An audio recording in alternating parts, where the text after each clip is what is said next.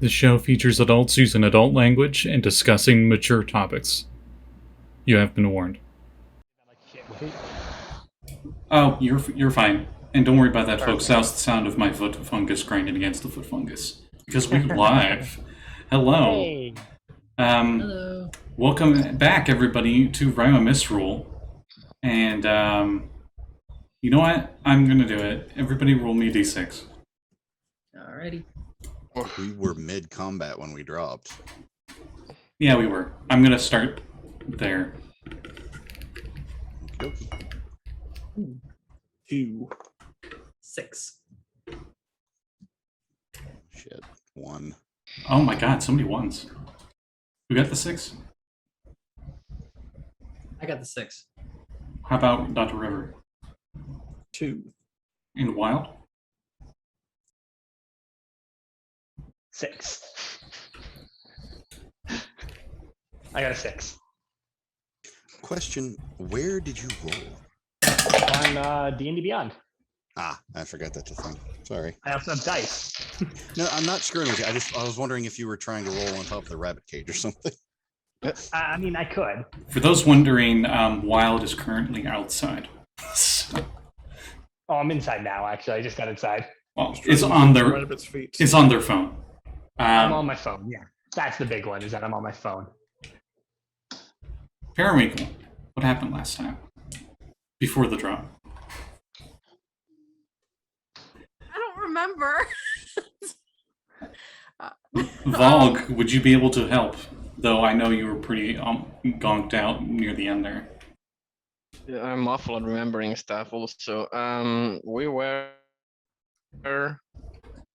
fighting an owlbear. I'm trying to like trace back our steps. We were fighting an owlbear because we found that moose. We found that moose. Yeah, you found the elk. You talked to the laser moose. Yeah, the elk. Yeah. Elk moose. It's kind of like the same thing. I know it's not. I think elks are smaller. Like moose are very. Elks are Moose? more like reindeer Moose are the looking raid like. bosses of real life. Mooses are bigger than any of them. Like, a moose is like 2 reindeer combined. Just from personal experience, and Really big. we got a Canadian here who would know more. Yes. An I elk have- and I a have- reindeer, the difference is like the horn shape, right? Like, Yeah, pretty. And their muzzle, like the reindeer got the bigger nose, while elk had slightly more pointy, I guess. I don't know. Anyway. Moose are so big they have natural predators, which are killer Oh. whales. There was a tower. Oh yeah. We're headed towards the tower, and then Yeah, we and- encountered the owl bear. The owl bear. I'm sorry, but I have to run off of this. Mav, the reason that the moose's natural enemy is the whale is I because know. the moose can dive up to 30 meters underwater. And that's insanity. Also, GG on the whale. Yeah, it's like, but why though? Because I think reach. the only fair fight we would have with the moose having a natural predator is a hippo. But in any case, despite our hypothetical death matches that would be on Spike TV like 10 years ago, In claymation, no less. in 20 years ago. MTV 20 years ago in claymation, which is the superior version. So I will clean up our recap because you guys technically were correct, but it was a little bit of a mess in execution. technically correct is the best kind of correct though. Yes. So, last time, well, the time before last time, you guys found a bunch of goblins when you were trying to find this sled of iron ingots that the dwarves at one of 10 towns had lost because they got attacked by yetis and they ran away. You found the sled, and the goblins were taking the sled because it was just sitting there and it had a bunch of valuables on it, so they were just taking it. And through a little bit of, I guess, miscommunication, there was quite a bit of a tussle. Goblins' main mode of transportation might have blown up. And after all the chaos, that is when Periwinkle realized that her companion, a severed hand, that it's named Andrew, inherited to her by her parents, one of their most prized possessions that they care about most of all over everything else, including their own children, Not true. is gone. Art. Obviously over exaggerating, totally forgot that Andrew existed until this campaign. And anyway, Andrew was missing. So Periwinkle started freaking out. Wild got back with the rest of the party and was able to figure out through their tracking abilities that the goblin appeared to go east. That was, or one of the goblins that was not accounted for went east. And they do remember in the fight that Andrew did go after one of the goblins. So the group followed the tracks and little hints here and there on their trail there. They decided to camp for the night. Prism made a nice igloo. That was a tiny hut spell that everybody was able to sleep in. People took watches, and during Periwinkle's watch, she encountered an elk with glowing antlers, and it had a bunch of other elk with it, like a herd. And it was able to speak to her in common, and it told her that it saw a goblin heading the direction they're going. And it warned them that there are predators out. You should be wary. Next morning, group travels for a few more hours, find a few dead elk. Through a bit of investigation, they're able to come to the conclusion that they were killed by either a giant bird or some kind of bear. Not long afterwards, they get over a snow hill, and they see this tower that the elk told Periwinkle about, that they were heading towards. And the group assumes that the goblin probably went there to get shelter, because the goblin wouldn't go to 10 towns. However, at the bottom of the hill, charging up towards them, was a snowy owlbear. And the group was tussling them at the end of our last session. And the owlbear wasn't doing so hot. I thought you said we'd killed it because with Valgg doing the extra attack off of my crit. Yeah, Valgg We had a bit it of and killed it. we had a bit of technical issues at the very end there. And some of us were able to be here for about 5 minutes before my internet dropped again. And I did state that. But I'm going to move back to Valgg's turn. And Valgg, your attack definitely killed the owlbear. Now what I want to ask you is, how do you end the owlbear? Because it was being very aggressive. Oh, and you're currently muted. I wasn't large, right? Yes. Okay, and where were we fighting? You were heading downhill down the slope. And I remember, yeah, it was difficult terrain for everybody.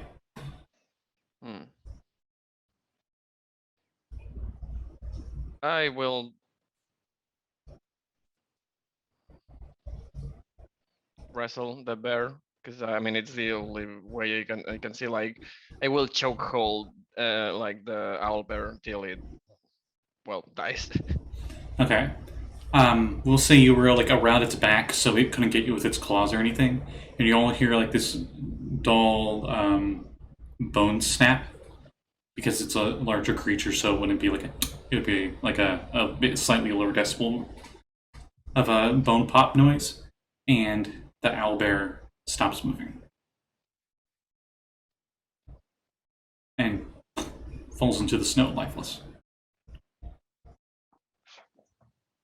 covered in its own blood. I'll just kind of nod to Valgg and reload her guns and holster them. Rowan finishing her descent. Rowan will walk up next to Valgg and just offer her hand, just like for a shake.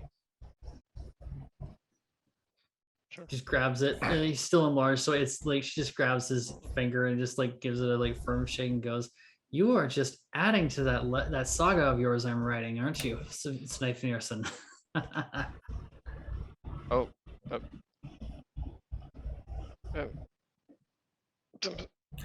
After Don't be just don't be so modest. You've kept us alive for the most part and saved us when we needed it. It's the least I can do to continue the saga of Sleipnirson, the greatest centaur and postman in all of Icewind Dale. But this old bear was already dead. Or like, I just hold it a little bit. Powerful, mighty, and modest. They're going to love you. And she just smacks his armor. Who are they? Everyone loves a good hero, and a good song of a good hero as well.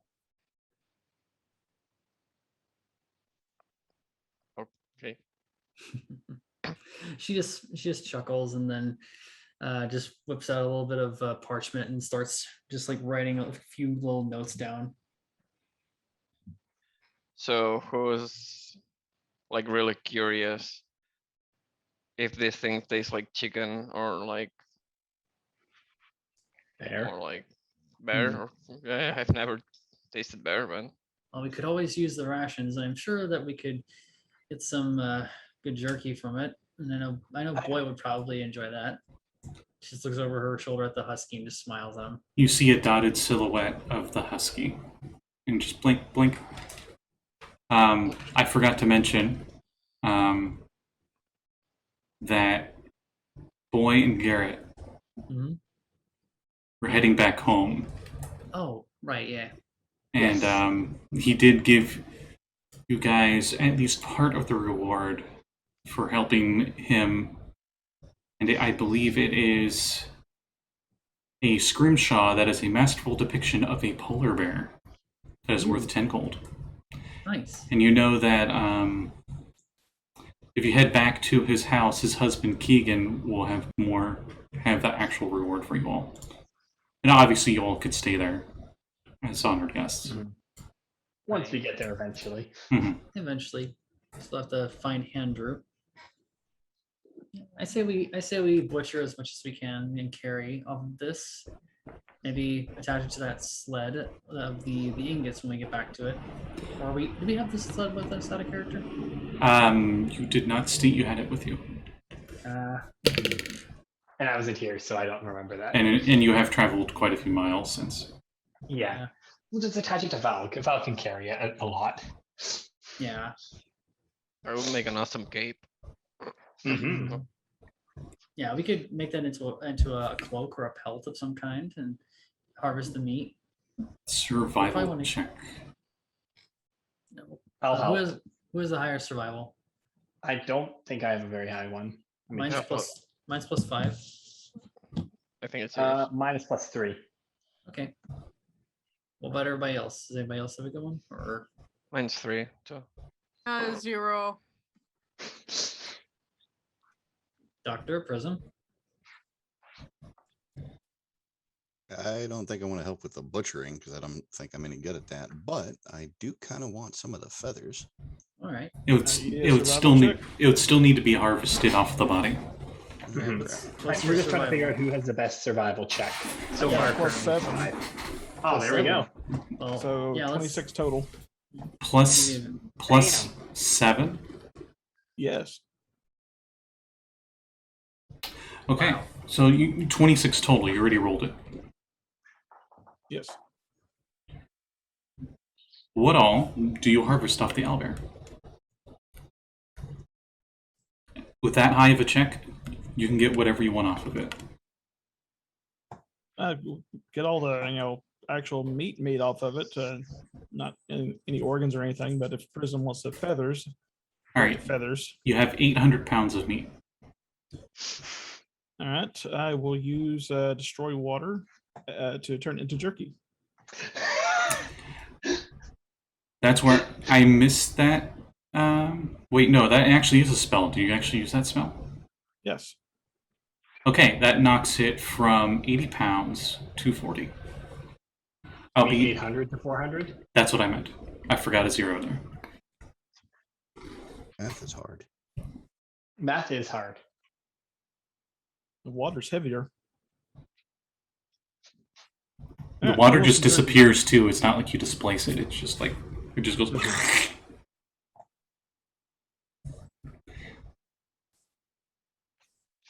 Wait, does it? Would it evaporate and just turn into just like snowflakes? It's magic. Don't worry about it. It just magically Ah, it just disappears. goes away. We just take all the water and push it somewhere else. Meanwhile, in the plane of Into fire, the plane of water. There's a demon just relaxing and suddenly splash. Damn it! I super evil lich skull lord can only have his phylactery destroyed by water displaced by the displaced water spell that no one ever uses. No, my phylactery. You say that, Saege, and I immediately thought of this like somehow splashing on you in the Avernus, but I'm like, wait, that's a couple of years from now in the timeline. Never mind. Wibbly wobbly timey wimey. Time. Yes. Time makes no sense in this Time is world. to quote Ashley Johnson. Time is a weird soup. Yes. In any So case, who's taking so what? Anyway, so you got 400 pounds of owlbear jerky. Right. I will say 20 pounds of feathers, which is a shit ton of feathers. Anything else you wanted to harvest off it? Anyone want anything else? Like its heart? I don't know. Is that worth something? Would Wild think anything like there's anything else since she has experience with dealing with owl bears, having lived here? You've heard owlbear heart is a pretty decent meal. All right, then yeah, Wild will say, "Get me a heart.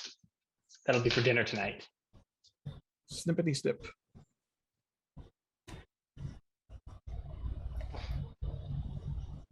Anyone want a Anything fur else that coat? she would know? You know that owlbear cloaks are quite valued possessions. Mm-hmm. We might as well harvest the whole thing if we can. Get as much of the usable stuff. So the cloak, the talon. I'll take the talons. I'll skin the fur and give Valgg a horse blanket. I'll say each talon is worth 0.2 pounds. 0.2 pounds. All right. Mhm. How And many each limb had 5, so that makes it a Alright. nice even like 1 pound each limb. Yeah. Math is hard.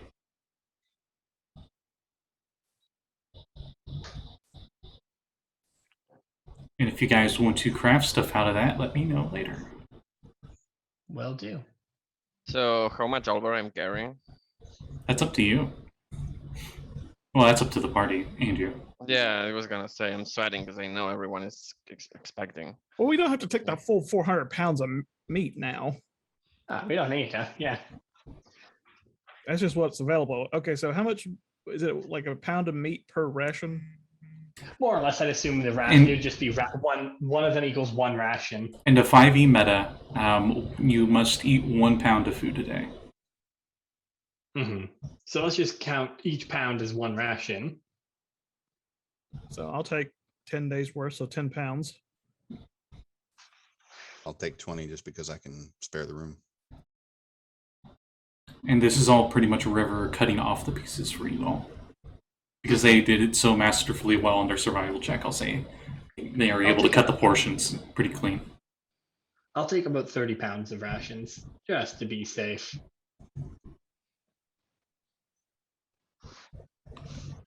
You guys know that it will be pretty bland without salt, but it will last a long time. Mm-hmm. That's why you bring salt. Always carry salt with you. Or fog, comes across a salt lick. Or you could just all be in Greyhawk and worship Procan, the god of salt and sea. And in 2nd edition, he had a conjure salt spell specifically for his clerics. I am not joking. There's also I can't remember what the name. There's also a cool magic item that lets you create any spice. Yeah, Pretty much. that one exists in 5e, and it's a common Yes, magic I love item. it. Oh It man, is I think I remember one- it. one of my favorite Yeah. magical items. Don't look Oh, at yeah, the shit back spice. of it. Oh yeah, Hayward's handy spice pouch. Yes. Don't look at the back. Of Yes. Sorry, I brought some Texas Pete along. But yeah. Yeah, so How I'll much just does take the fur weight? That is a good question. Is it feathers or is it fur? And that- A little column A, a little column B. and The also pelt for everyone. will be, I would say, 100 pounds. Also, Owlbears just are so pretty everyone big. remembers- Just so everyone remembers too, rations are 2 pounds, not 1 pound. Just because I just looked at it, I'm like, oh yeah, wait, they're 2 pounds each, not 1 pound. Like, how much do you think a bear rug would weigh? A bear rug? Yeah. I'm talking like grizzly bear, because owlbear's like that, but even whiter. So it's even I more. have no clue. I'll Google it. So we'll just go with 100 for now. Keep it simple. Weird things you Google in D&D. How much does a bear rug weigh? There's about 27 kilograms. 22 to 27, yeah. So about 50 pounds. With the skull attached. Oh, Becomes really? 20 That's to it? 20, yeah, it becomes 20 to 25 kilograms with the skull removed. Okay, we'll go with 60 pounds then, because it is bigger than the average bear. Okay. Though, Definitely smarter than actually, the it average is. bear, Yeah, it actually is smarter than the average bear. though. Oh, it is? Hmm. But That's what makes Valgg will be owlbears very warm scary. now. Okay, the other feathers and the talons, everyone has them. I claimed the talons already. Okay, yeah. Prism took the feathers. Okay, perfect. Rowan actually walks over to Wild for when she's taking the talons. Like, could I maybe have a couple of those? How many is a couple? Actually, Usually 20. 2. no. She takes out an item from her pack, and what everyone sees. Let me get back to my character page because I want. Let's see where inventory. Aha. What you see when she takes it out is a dream catcher. It's made from fishing line, gold wire, and snowy owlbear feathers, but it's got blood on it. It's like some blood stain on the feathers. It seems to have very old stains. She's like, I kind of want to remake this. My mother made it for me. So basically this owlbear, I just went full Icarus on it and just went and everything came off of it. Pretty much. Yeah, so how many do you want then? Probably maybe just 3 or 4. She'll give you 5. Oh, thank you. I'll make the other one into maybe a necklace or something. Yeah. She just stares. She just takes a moment just looking at the dream catcher, just sort of in thought. Then just pockets it. Well, they'll kind of nod. Then put the rest of them in her in a pouch, and she'll do some stuff with those later. But yeah. All right, we ready to move? These feathers are big enough, Prism, that they could all be made as quills and probably would sell for a decent price each. But if you want to use them for alchemy or something, you could as well. Yeah, I mainly meant to have them for quills. Man, you're gonna have a lifetime supply of quills. Yeah, these are D&D's This is equivalent. quite a lot. These are D&D's equivalent of like industrial grade quills. I mean, why do you think I was after them in the first place? Fair. So I would say by the time you guys finish doing all that, it's probably around lunchtime. If not a bit after. You're all probably pretty hungry at this point. Well, let's get some food into us. We got some extra bear rations lying around. Actually, and just I don't know if everyone heard. Each ration is 2 pounds. To be fair, we don't even have to eat the rations. We can just eat what's left on them. Yeah, we can eat the rations that are sitting around. So yeah, well, I guess eat the rations that are sitting on the ground still. And now with a full belly, we go to the super evil tower. Yes. And now we nap. Give me just a sec. Yep.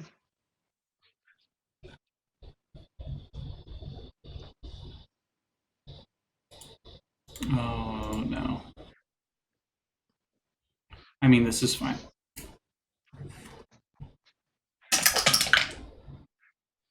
Oh yeah, this is fine.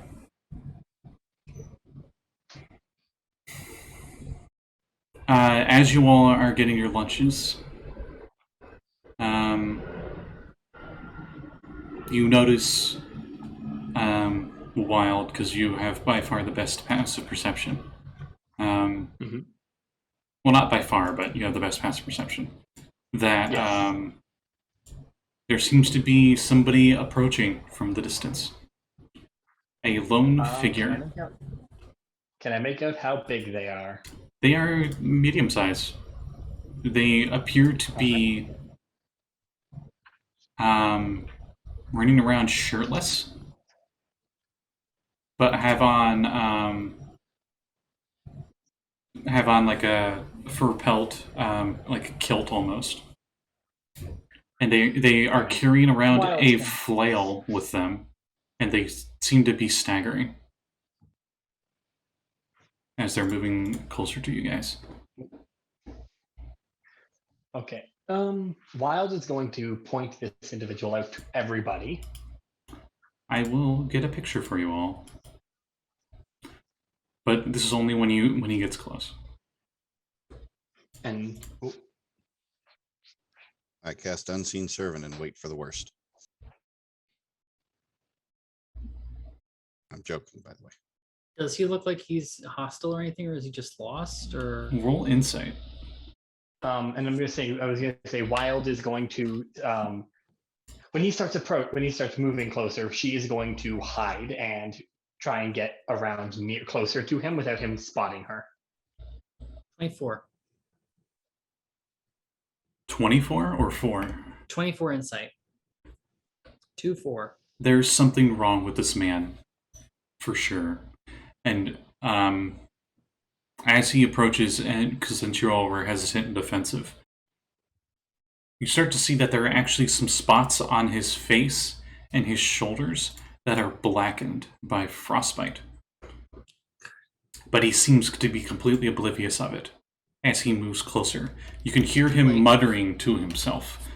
Like, does he look like he's in shock, or is he just crazed? Crazed would be the best term. And he seems to be talking to someone, and then that's when he notices you all, and he notices the owlbear corpse on the ground, or what's left of it. Could we hear who it looks like he was talking to? Yeah, they're just gonna, getting blood and ravaging in the horns, and he starts approaching the owlbear jerky that's still on the ground. Scotty? Yes. Did you? I did say before he was fully approaching, Wild is going to stealth a sneak. Oh, go ahead. Try and make herself. Sorry, I think I'm having mild issues here. But yeah, so that is a nat 20, making it a 28. He doesn't seem to see where you went, but he doesn't seem to be really paying attention to anything. He's paying attention to everything and nothing at once. But yeah, she's kind of trying to shadow him to kind of, if he tries to do something, she can very quickly take care of him. But I mean, it's one guy against all of us, so she's not too worried. How far away is he? How far do you let him get? Because he's heading towards the owlbear corpse, and I don't know how close you guys would be to it. I'd say probably call out to him about 60 out. Okay. Can we help you? You lost? You say that, and he his head darts over and looks at you all. And he looks at River specifically. And he says, "Skulls.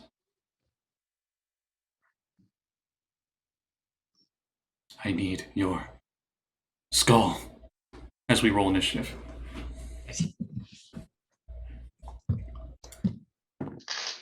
That's not creepy as hell. Let's see. Oh, He's made fun of fact: from, since this guys. is the first roll of the night for me, I am using a D20 that comes with the GameStop exclusive Strahd von Zarovich Funko Pop. Nice. Nice. You can thank Callie for it killing you. Yay. It was a birthday present. Let's see here. Okay, so I got my initiative. Let's go to Valgg. What did you get? 18. Okay, how about Rowan? That is a 14. All right, Wild. Dirty 20. Okay, Dr. River. 18. I assume you have better decks than Valgg. Probably. Plus 3. Yeah. How about Periwinkle? 10. Classic Barbarian. And Prism? 8. Classic Wizard. I'm joking. But No, you're not. You're serious. Let's be honest here. Wizard strength's usually their own stat not decks. They need it more than anyone else, really. Fair. So did Barbs, though, too. Okay, no, Bards need it the most out of any No, class. Barbs. Barbarians. Oh, Because that's how they calculate their armor class. okay. That's true. Wild, you get to go first. All right, well, this works well because I have a sneak attack on him. And Wild's going to pull out her dagger to stab him. I assume I have advantage on this, right? You do because he has surprised me. All right, that is my dagger. 24 to hit. Yep, that hits. All right. So that'll deal 8 points of piercing damage. Okay. All right. What, Does that seem to do any? Does it seem What- to do the full amount? what weapon is this? Dagger. Okay. Let's see here. You stab him with the dagger. It goes straight into his flesh, and he starts bleeding. And he is still advancing towards Dr. River, like he wasn't even stabbed. All right. He's not ice cold, but he's definitely like, a shirtless dude who's out in the cold. Then I'll follow up attack with a pistol whip Okay. to the back of his head, doing for 14 to hit. 14 hits. All right. 7 points of bludgeoning damage. Okay. And then I think I can bonus action. Yeah, I have a bonus action to not pistol whip him, but to stab him again. With what? My Yeah. bonus action. You had a pistol in one hand and the dagger in the other. Yes, I can 2-weapon at fighting. I believe my pistol is considered light. For the Which sake one's- of, So your dagger's your offhand? yes, my dagger's my offhand. So you'd pistol whip twice and dagger as a bonus. Well, you can attack with a dagger and offhand strike with a dagger because I have 2 attacks, right? Oh yeah, because you guys are 5th level. Yeah. Yes, we're 5th level now. All right, that is an 18 or 19 to hit, Yes. and that'll do 7 more points of piercing damage. Okay.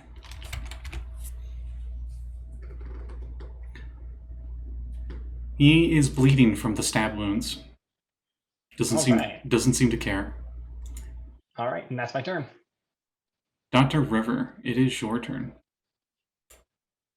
How far has he gotten?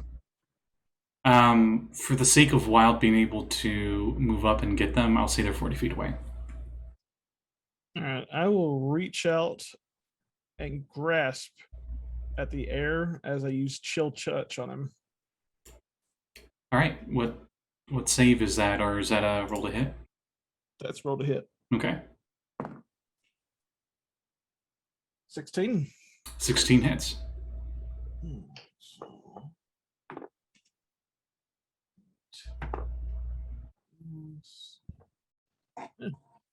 Max damage 16. 16 damage. Okay. Anything else on your turn? I'll move back half my boot, so 15 feet. The bell tolls. The bell tolls for you all. And on that note, Valgg, it is your turn. The bell tolls. Wow.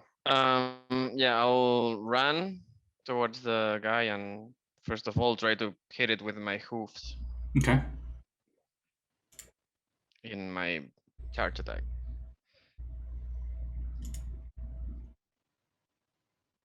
Not 20. Hey, let me pull I up should that have PDF. attacked normal. Yeah, you're fine. Roll. It's out the 100. Yes. What'd you get on the D100?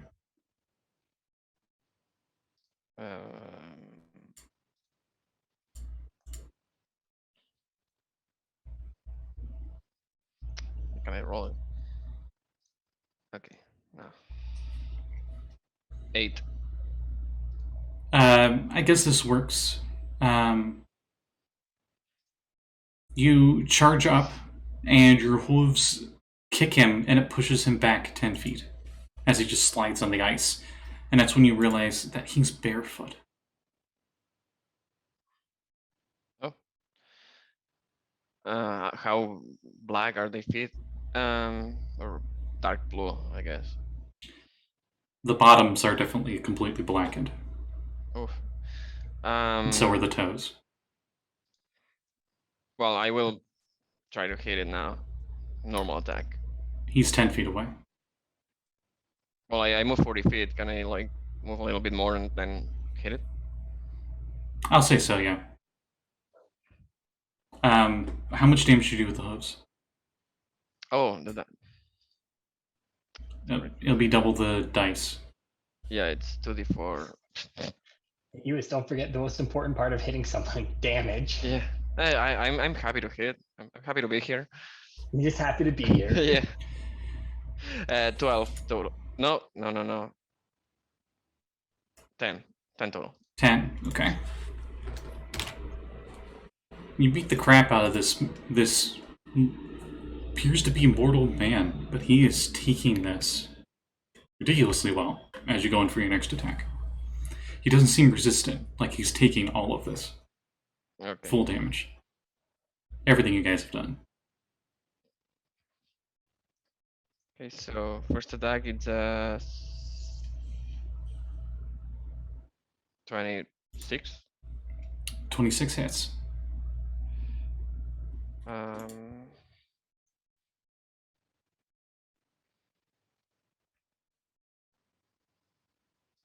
12 damage. Okay. And my second attack is 13. A 13 misses. And that's it. As he blocks with the handle of his flail. And, Oh, by the way, mhm. This last attack will put on him an unwavering mark. Okay. You will notice that the ball end of the flail, seems to be made of a strange ice glass-like metal. Ooh, that's pretty. Does that ring any bells? It might. Then, after you, Valgg, it's his turn. And he goes... and he goes to swing his flail at you. Now I'm going to roll d6. Okay. So that doesn't happen. Instead, this happens. He attacks recklessly. You all know reckless attack. Well, no, I love it. He's going to swing his flail 3 times at advantage at the closest person.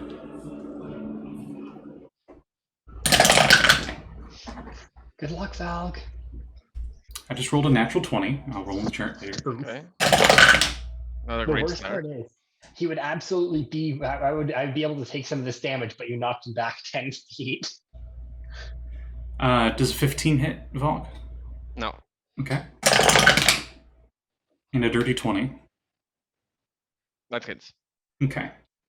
Let me roll the. Actually, no. I gotta roll the chart first.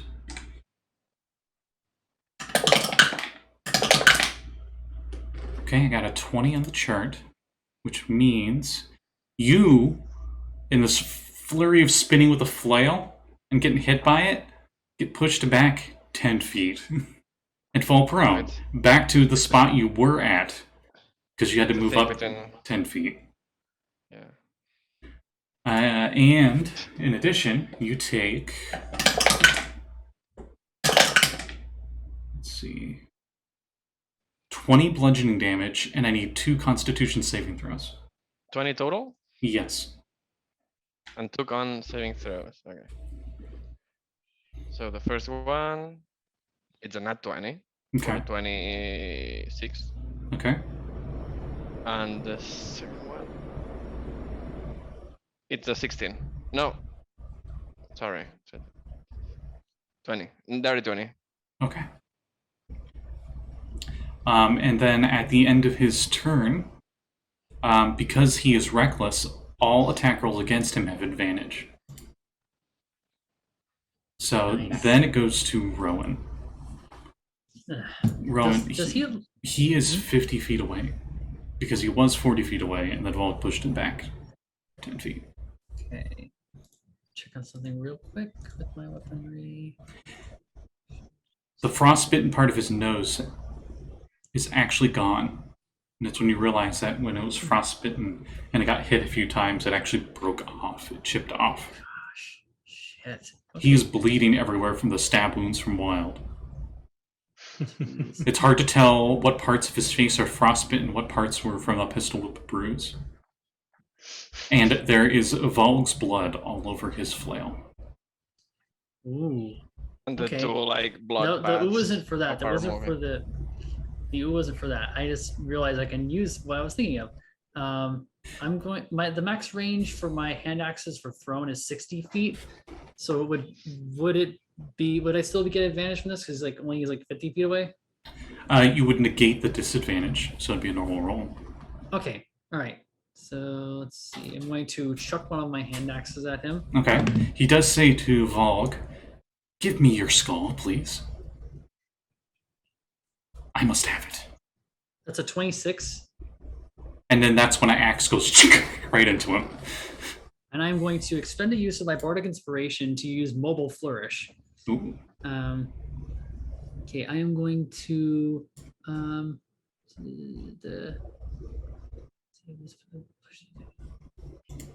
actually, Mobile Flourish probably isn't the Mobile Flourish probably isn't the play here. Yeah, I'm going to. What's my Bardic Inspiration at this level? It is a D8. All right, okay. So Blade Flourish is going to be I'm trying to read over what I can do here. You're fine.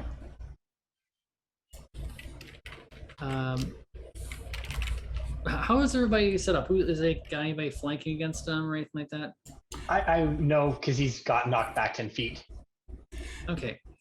The closest person to him is Valgg, who's 10 feet away.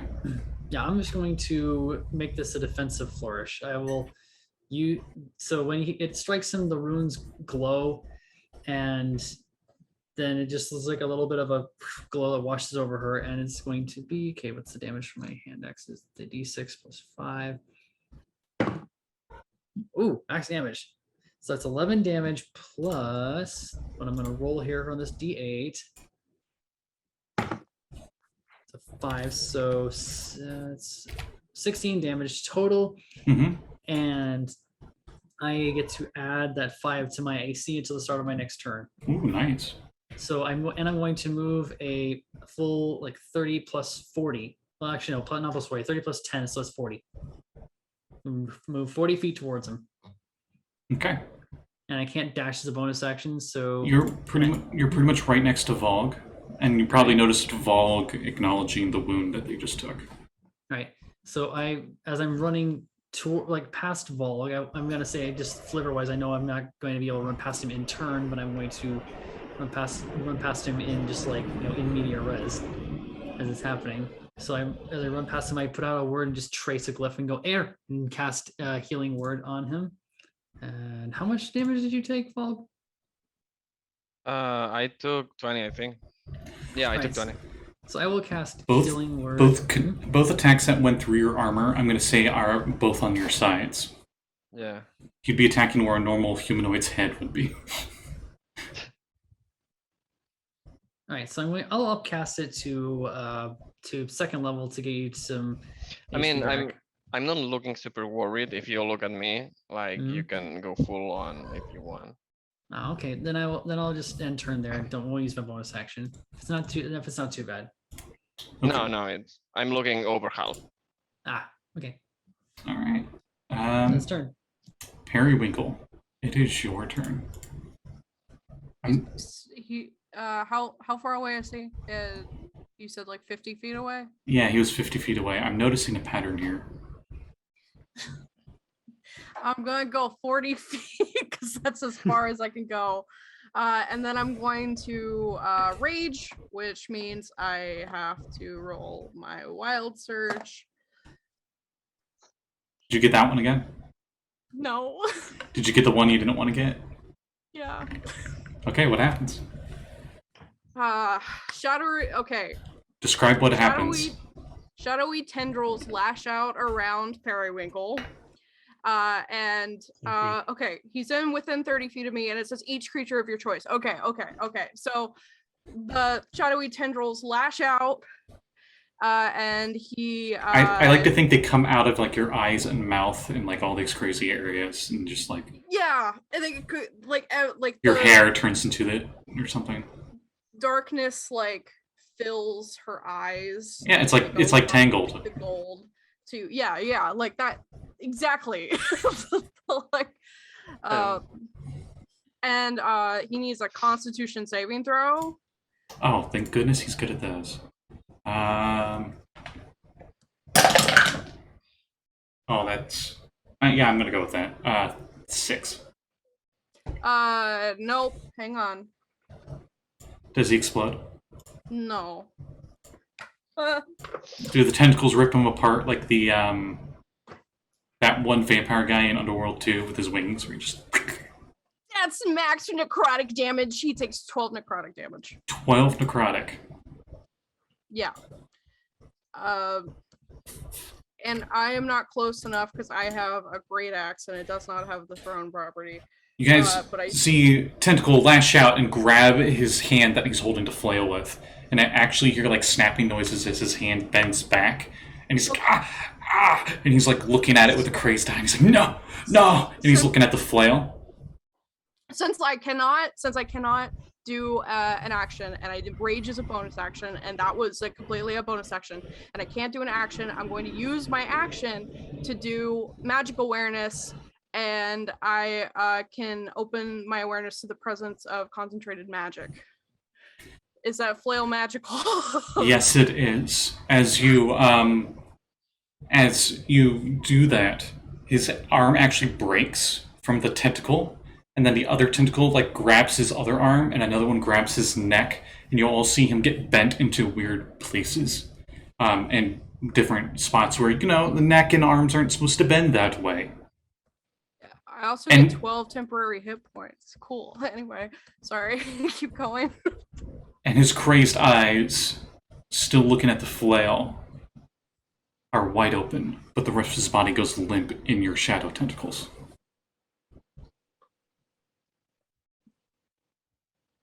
I'm not touching the flail. You sense the floor. Does it say what? Is it like detect magic?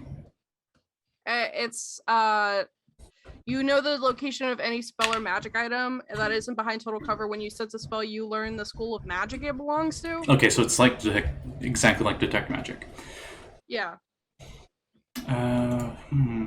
You sense coming off of this weapon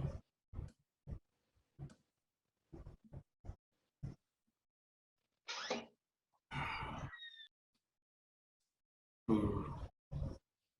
I would say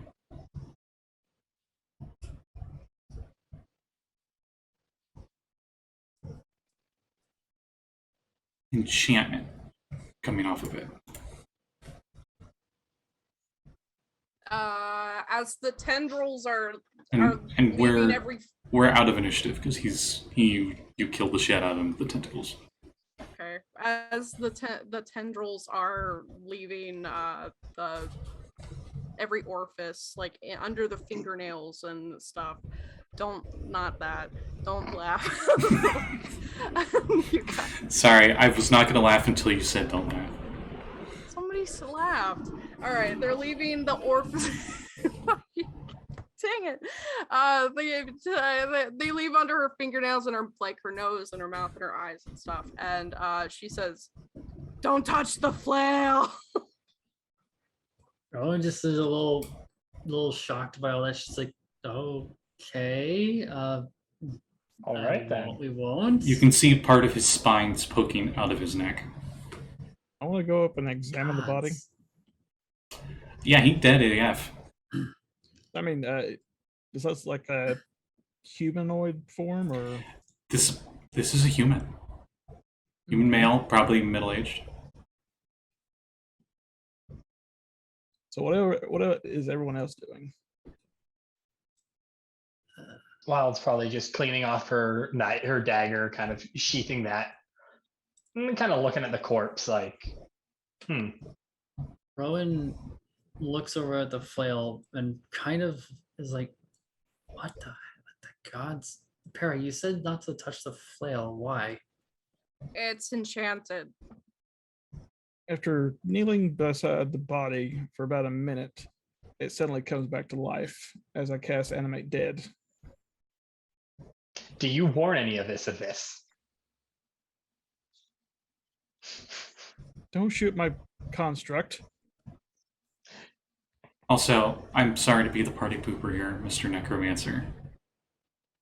Do you have the material components for doing so? Well, let's say I just need a drop of blood and some bone. They're available on the corpse, so yes. Oh, I must be thinking of the higher level one. So you're going with zombie? Yes. Okay. Yeah, he gets up. And I have him pick up the flail. You notice that it is very difficult for it to attempt to do so, as its arms are so bent and distorted and crushed that it seems like the fingers aren't working properly. I cast Mending. It does not work. As it is a creature. An undead creature. Now.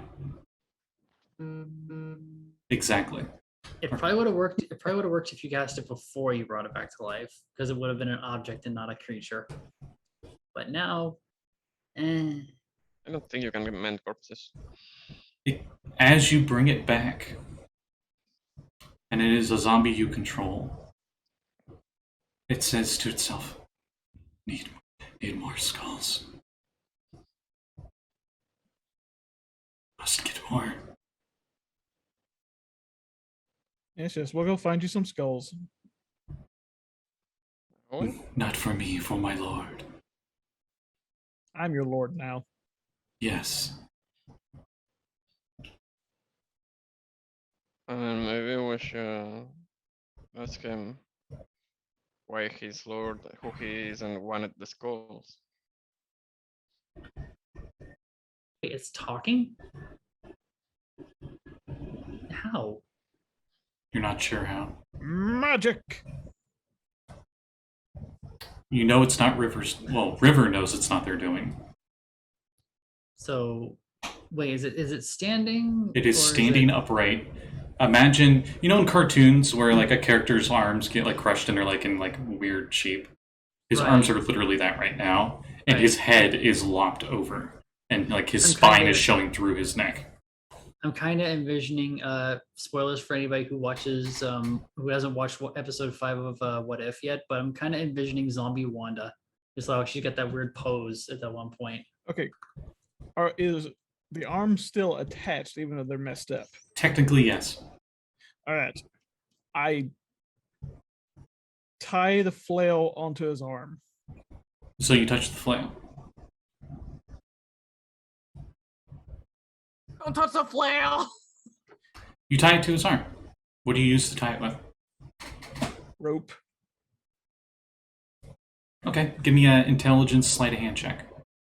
See how well you tie up the knots. So if you have proficiency in sleight of hand, proficiency intelligence check. Otherwise, just intelligence. Okay. Intelligence. Well, sleight of hand, I got the 17. Are you proficient in sleight of hand? No. Then it will be just your dice roll plus intelligence modifier. All right. So that will be 15 total. Okay. You tie a sturdy enough knot as well as you can anyway, and you pretty much have the handle part of the flail acting as almost like a brace for the forearm of one of the arms. And it just drags the head, the ball and chain part of the flail on the ground. Shall we go check out that tower now? See if there's any other surprises coming this way. Sorry about that. I'm back. What you missed was Dr. River turned our berserker friend into a zombie under their Oh, control. I was there for that because I asked if he made sure we were aware of what he was about to do because I would have shot the zombie. Oh, also, he tied the flail to its arm. Okay, interesting choice. Rowan will look over to the River touched it, just so everybody knows. Because I know you all get paranoid about that kind of stuff. Yeah. River walks over to the zombie and just does it move? Does it react if she tries to move into its space, like a hand into its space, maybe to like wave a hand in front of its face?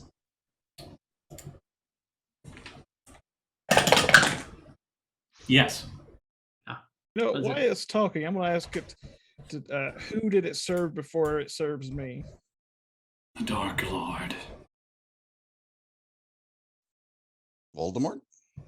What is No. their name? Someone more competent.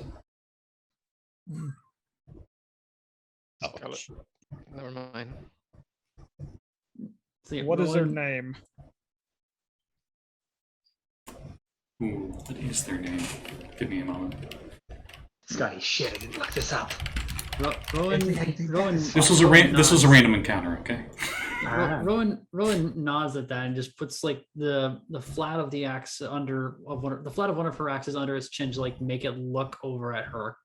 Just goes, "Yes, Draugr. Who do you serve? What is their name?" Surely a Hey, lord- don't damage surely- the merchandise.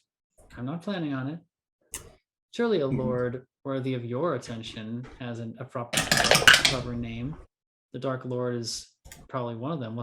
What do they go by?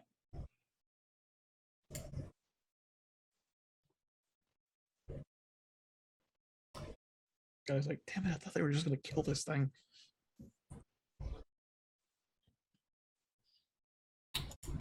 Hey, Scotty, Okay, while I'm not using that one because it doesn't have cool nicknames. Yeah, what's up? I was going to ask while you're looking that up, how long is all of this taking? I have an idea of something I want to do. I mean, how long it's been taking in real time? So 10 minutes? Because it's been conversations. So yeah. So can we say during this time Prism ritual casts Tinser's disc? Yeah, sure. Because I climb on top of it and use it as my mobile platform. It hovers at my height. So I literally am twice as tall now, Calm just down, standing Frieza. on the disc. So you're still shorter than Wild. I Yes. worship the Lord of the Iron Wastes, the Prince of Wrath.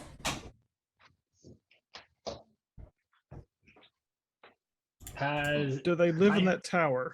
You can roll Arcana checks if you want All right. on that name. Oh, yay, something I can do. Also, They do not. Ooh, 25. They might. I have not been there. 13 for me, so I Rowan- definitely don't know. Rowan hasn't heard of them. Also, Sage, not to wait. Hmm? It might be you might be able to do that. Never mind. Yeah, I read the spell. I can. Yeah, I don't know if you could sit on it or not. I knew Yep, it you followed you, can. but Yep. Gonna turn That's into actually a what little- it's. I forgot that. Tensor's Yeah, disc is literally the rescue spell that in every single old edition of D&D, it's the one you piled all your allies onto when they died. Tensors, right. you can technically sit on the disc, but it won't move unless you move because it's like almost like an invisible 10-foot long string. It's attached to you. Thought it said I could move it. Yeah, that's right. Oh, That was then what I was never gonna mind. say. I don't think. Mhm. And turn into your little bubble car there, Frieza.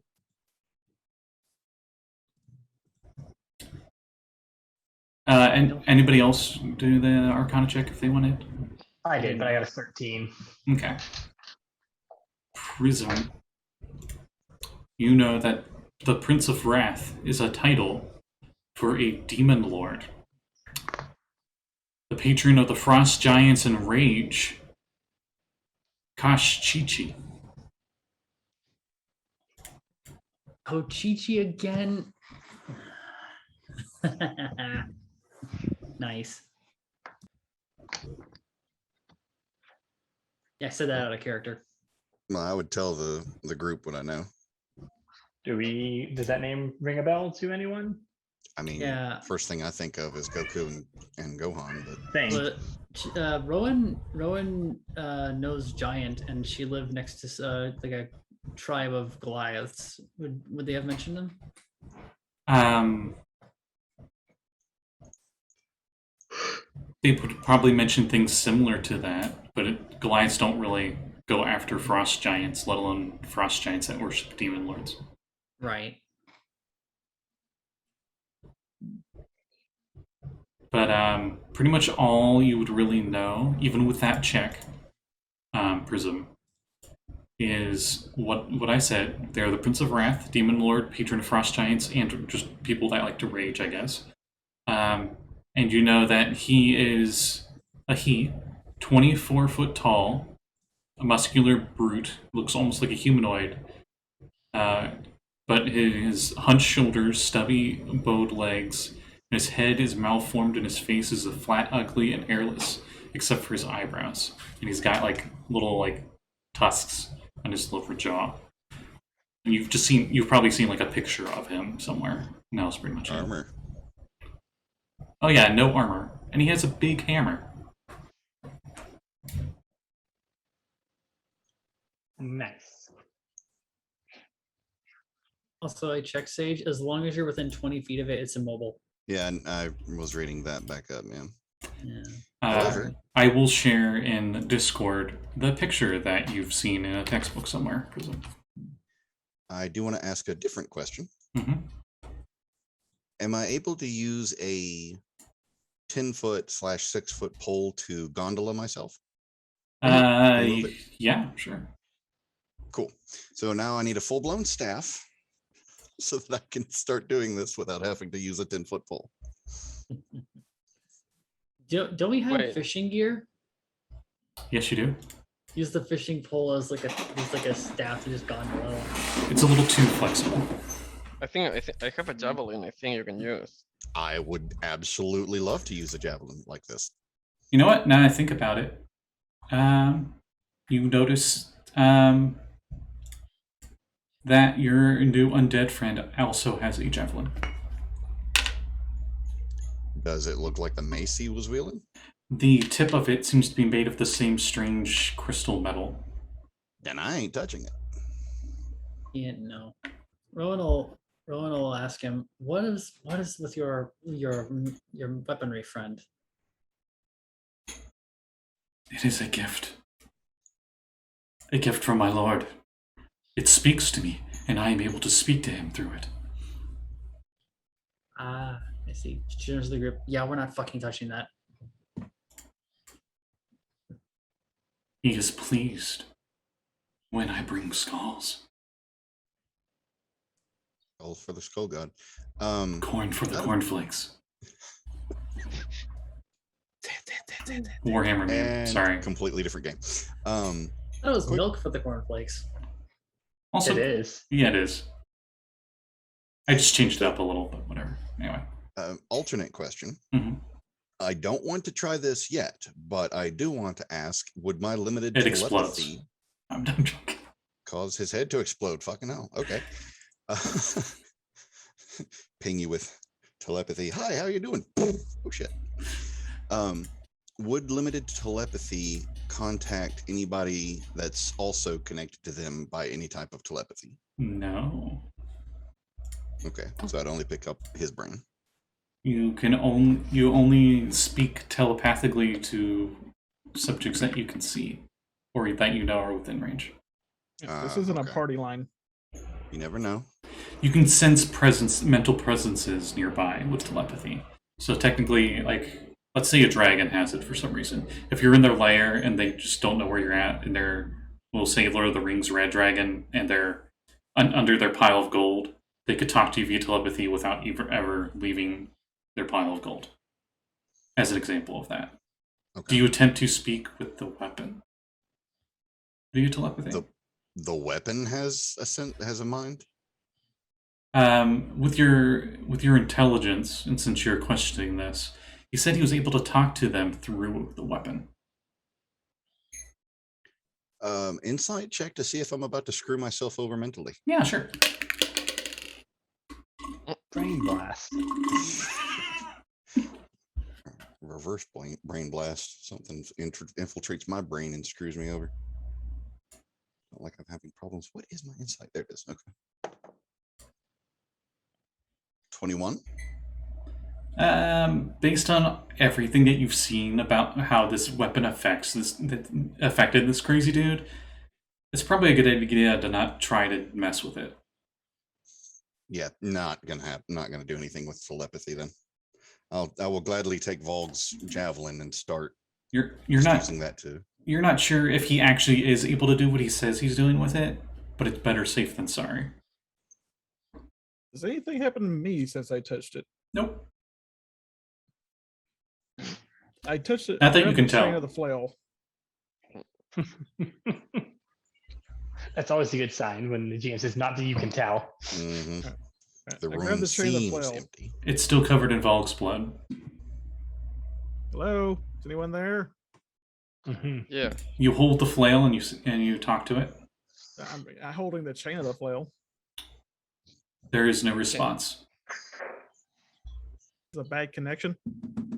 Hello, operator. Swear to God, if we get George Takei on this line again. Oh my! So, as long as it's not we're not touching the head, it's fine. Like the head of the. Oh, I'm assuming River's holding the spiked ball part and is like, hello. Shaking Yeah. it like a magic 8-ball. Then Yeah, nothing's happening. Ask again later. Damn it! It's smooth to the touch, almost like obsidian, like that glass rock kind of texture.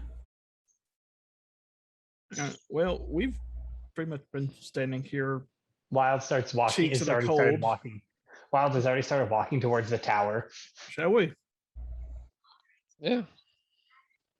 Come along, minion. I'd like to think at this point, Valg's done the anime, just put bandages around his midsection, and he's all good.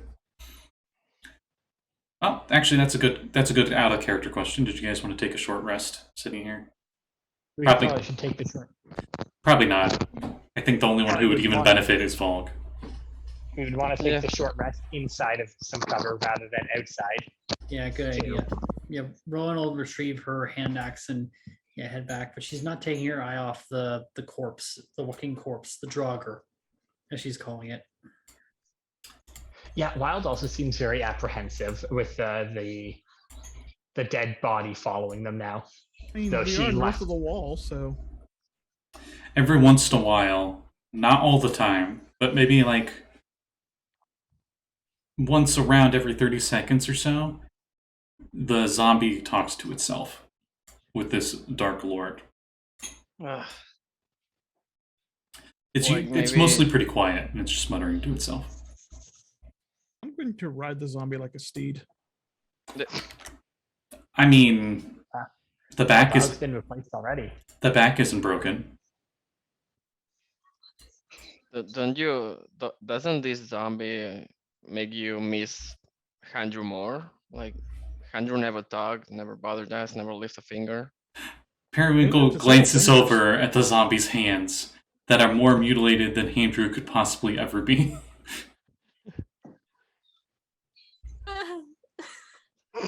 Where's my boy? I lost my boy. I've abandoned my boy. Yeah. As you move ahead, you see this 20-foot high, irregularly shaped spur of rock that juts out from the tundra ahead of you. Its smooth and shiny surface cannot possibly have been worn down by the wind. No, this protrusion looks utterly out of place, as if it had been thrust into the ground. And I'm posting the map for you guys whenever it comes up. It's a big file, so it might take a bit. You notice that there seems to be no clear way of getting inside, but there is a hole in the frozen earth where there seems to be a tunnel. Oh, It goes straight Wow. down and then it like bends. From what you guys can see. Wild will look to the others and say, should we head down? It's better than staying out in the cold.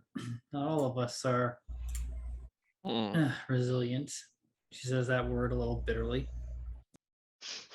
Wild smirks and just starts climbing down the hole. I'll follow her afterwards. Okay, as you start climbing down the hole, I need an athletics check. Nope. I have climbing speed. Okay, you start to slide immediately and you use your claws to stop yourself. Yeah, just Everybody take a else minute. notices that this looks pretty perilous and slippery.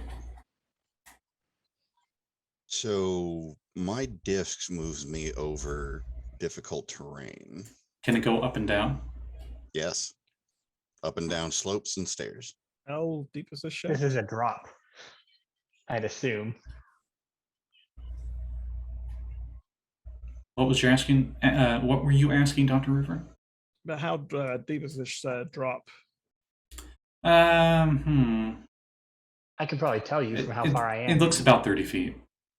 All right, I'm gonna drive Piton into the ground and secure a rope to it and toss it down, Okay, and then rappel down. all right. Wow, this free climbs her way down. Athletics check Who? for you. Oh, It is Rowan still climbing. It'll Rowan just got be 23. easier DC. Okay. Yeah, Rowan got a 23 on her athletics. 14. Okay. River, you slide down the rope. Roan will be next, but with that check. But you get all the way down to the end of your rope, and you notice that there's still quite a bit of ways down this tunnel. On the map that I sent you guys in Discord, the best way to show this tunnel is from the side, and it's the right side of the picture. Where it says level 1, you see that tunnel, it's like an inverted S. You're like Yeah, halfway down that that's really inverted cool. S. And you think That's you could so cool. slide all the way down from there. Well, it's a 100-foot section of rope, so it just keep on going down it. Oh, okay. Then you do that. And you get to the bottom just Wow. fine. Rowan also gets down just fine.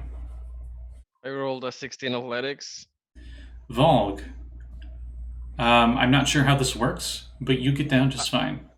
I move at 1/4 of the speed when climbing. I picture Valgg like. Oh, you got the ice spikes on your hooves too, so I would Yeah. say that combined with the rope, you easily get down actually. Have you seen JoJo? Yes. Yes, When Dio climbs the wall, like basically Yes. punching with the feet. that is exactly that's what I me. pictured him Nice. doing. That was the thing Perfect. I was about to say. I picture him literally hands on the rope and his feet just pushing against the other half of it. Do you say on the way down, JoJo? And I slide the slope. I slide it because Well, before you- I don't want to be like so dramatic that it takes me like 3 hours. Before you ask Scotty, 18 for the zombie. God damn. How does it climb? Its arms aren't functional. Yeah. It uses its legs. Fuck it. It ragdolls. Just Wait, ragdolls. When you got 18 on it? Yep. Did better than me. Give me That's just fun. give me just a sec because I have its stats. Or better yet, it does that one thing from that one Family Guy cutaway where the guy falls down the stairs and makes those funny noises. Oh, the piano guy cutaway. It Is it uses the flail as a climbing utensil, and it kind of just like whips its very noodled broken arm, and the flail just like chink into the ice, and it like slides down and uses it to slow fall with that check. So I hate to be an annoyance at this point, but I do have to ask: how would the disc work on this? It explodes. I'm joking. It doesn't explode. It's par for the course for my. You character. just kind of like. Okay, and you start. So it's effectively a gentle slide. And it starts gentle, and then it gets faster, and it gets faster, and then you end up going down there. The flames. And everybody but Periwinkle, because I think Periwinkle's the only one that hasn't gone down yet. I need dexterity saves as Prism comes down on an invisible disc slide at full speed. I'm gonna be like, okay, now it's time to go down. I rolled a 23. I just didn't say it. Okay. So what you're saying, Callie, is you got extremely fortunate. Yeah, I did. This is like a really lucky day for me, honestly.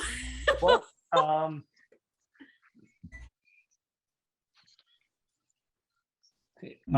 got That's a 21 from Rowan. Okay. I got 26 for me. All right. 13. Okay. Uh-oh. And River? Wait, what are we checking? And the zombie. Dexterity. I'm a cannonball at this point. Spiky cannonball. Dirty 20 and for me. Okay. Everybody Zombie. except the zombie easily hears this coming and moves out of the way. Prism, you come shooting through like National Lampoon's Christmas sled. And as you do, you hit the zombie. And it comically hits it in the legs, and it like flips over top of you and lands prone. And you keep just sliding into the first room. God, Is this the is zombie on the weird. disc now? It is. No, zombie on the ground. If it would have rolled a natural 1, yes. Unfortunately, did not. Natural 1 or natural 20, no in between. Yeah, that would either be critical fail or critical success. And you slide through the first room, and the door's already opened into the hallway, and you continue sliding into the hallway, where you harmlessly slow down to the very end of it. And you notice that you are in what appears to be, at the very end of the hallway, a staircase, a spiral staircase, but it's upside down, so it's on the ceiling. And it is blocked with rubble and ice. Everybody else in room 1, as Periwinkle comes down with everybody, you notice that in this room, you see the contents of this room. A few statues depicting long-faced humans dressed in wizard robes and clutching staves are upside down on the ceiling. And you see the doorway on the other side of the room, like kind of just like hit the wall as it was like wide open, and it kind of goes, and you see like Prism on their disc sled on the other end of a hallway. Bob just kind of looks at Prism with a very like confused look, and then looks up and sees the stuff and goes, "Huh." And that's when you all notice in the corner of the room is a dead goblin. Oh, hey. Come again? Did it have a detached hand crushing its throat? You check out the goblin, and it. If you wouldn't know better, you'd think it would just like fell asleep here or something. It doesn't seem to be physically harmed in any way, but it has no pulse. It is dead. Can we check its neck? I want to see if there's like any like bruising on the neck to indicate a hand. As you go to investigate it, Andrew crawls up from behind its back. Hey, Son, buddy. my good boy. Yeah, Rowan just holds And out he, her hands. and he hops over to Periwinkle. Hey, why did you do that? He lays flat. Wild's gonna start looking around just because she sees Andrew laying flat and is a bit paranoid now. So does she see him, or You don't should I see make a any. perception check? You don't see anything threatening with a passive perception. if that's what All you're right, can I looking do for. an active check? Yeah, sure. I want to do an active one because passive is nice, but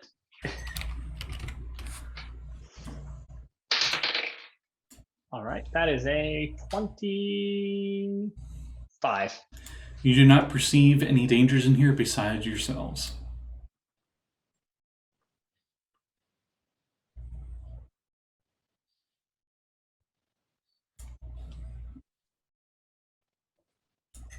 Rowan just is Skulls. still looking at. All right. Skulls.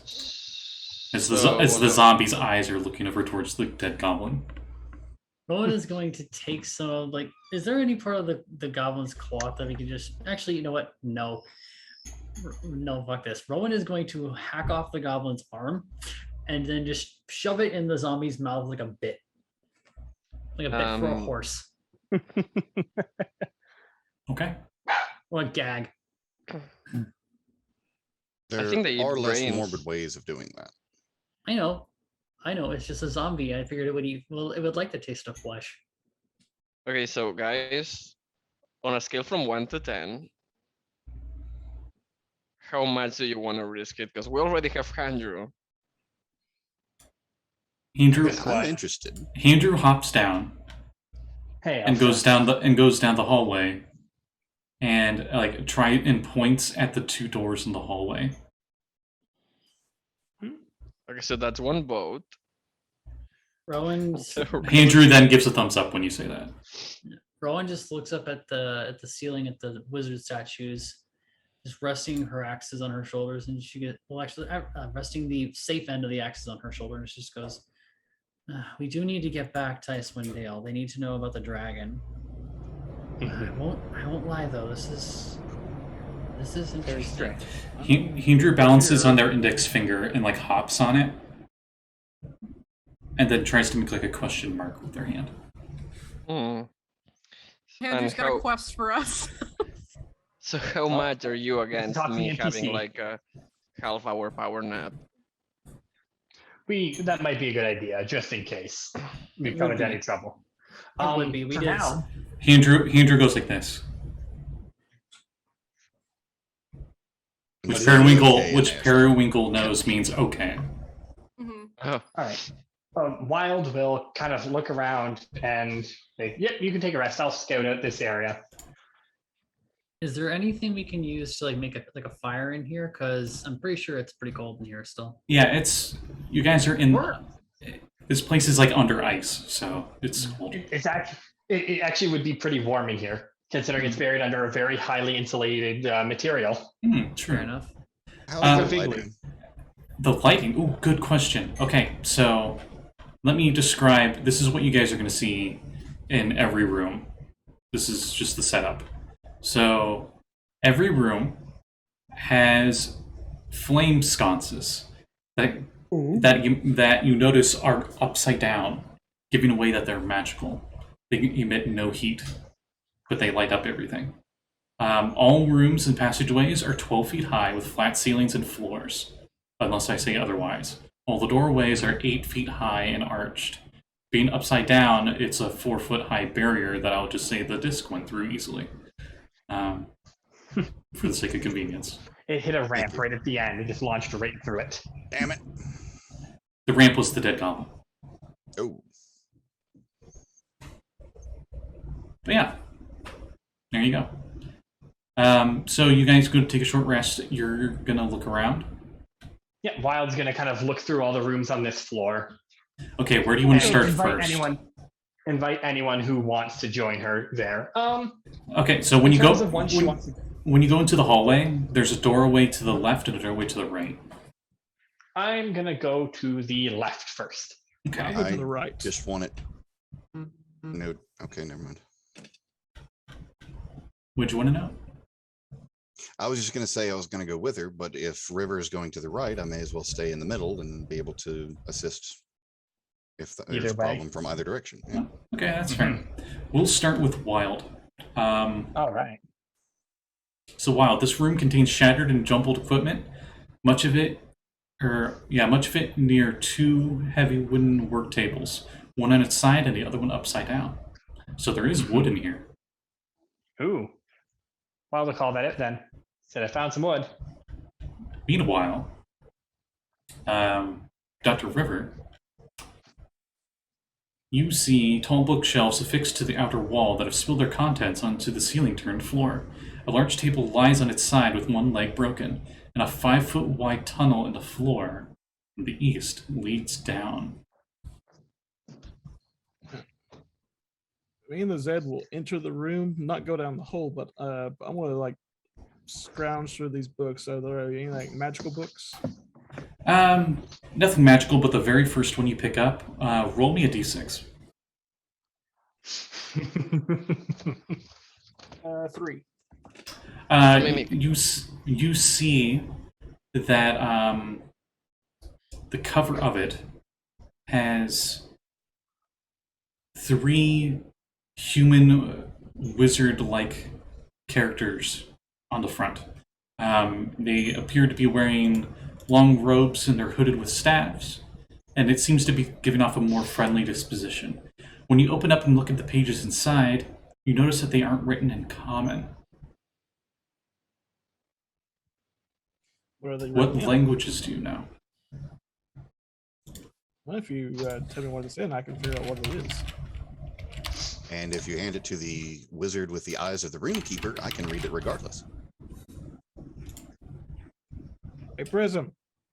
Got something Fine. you to translate in here. Okay, toss it here. Yoink. Just Kobe it over the door. Roll- Because you're short. Both of you are short enough that you can't get in through the door normally. both No, you no, remember, I'm floating 3 feet up. Fair, but You you're notice- still not tall enough to climb over it yourself. Both of you notice that the script is written in the Draconic language. So you know Draconic, but it is not Draconic. It's the equivalent of, we use Latin characters for Spanish and French and whatnot, but it's not English. So if you don't know those other languages, you wouldn't know. At least it's not Cyrillic. But you do notice that there are other runes on it as well. And actually, this wiki was nice enough to actually have stuff for it. So let me post it here. Okay, so But it's the- your warlockiness, you're able to read that this book's title on page 1 is Wizards in the Hollow.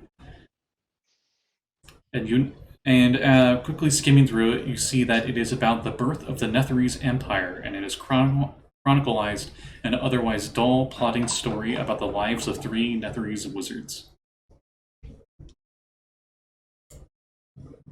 Okay.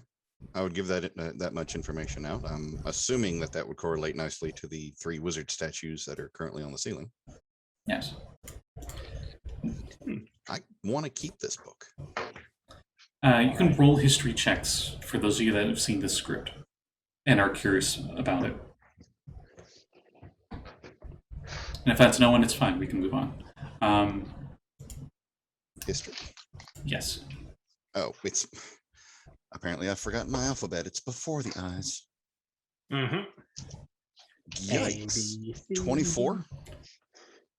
This language is the very dead language of the Netherese Empire, the Ikaharic scripts.